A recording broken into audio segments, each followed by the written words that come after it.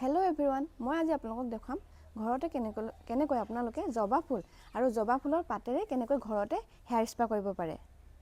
তাৰ বাবে আপোনালোকে জবা ফুলৰ পাত আৰু জবা ফুল অলপ ছিঙি ল'ব লাগিব। আপোনালোকে এই ফুল আৰু জবা ফুলৰ পাতখিনি ধুনীয়াকৈ ধুই ল'ব। ধুই পিনে মিক্সি জাৰ এটাত দি ধুনীয়াকৈ গ্ৰাইণ্ড কৰি ল'ব, এটা পেষ্ট বনাই ল'ব। জবা ফুলে আপোনাৰ চুলিখিনি ভিটামিন আৰু প্ৰাকৃতিক কণ্ডিচনাৰ ৰূপে কাম কৰে। আৰু এই পেষ্টটো যে অলপ বিজলুৱা হ'ব। আপোনালোকে এই পেষ্টটো চুলিৰ গুৰিৰ পৰা লাহে লাহেকৈ তললৈকে ধুনীয়াকৈ লগাই আপোনালোকে 5 মিনিটমান মাছাজ কৰিব।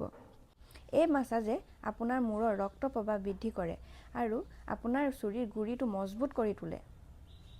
জবা ফুল এপাহ কেৱল ফুল নহয়, ই আমাৰ অসমৰ প্ৰাকৃতিক উপহাৰ, স্বাস্থ্যৱান আৰু চকচকীয়া চুলিৰ বাবে। সপ্তাহত এবাৰ হ'লেও চেষ্টা কৰি চাওকচোন।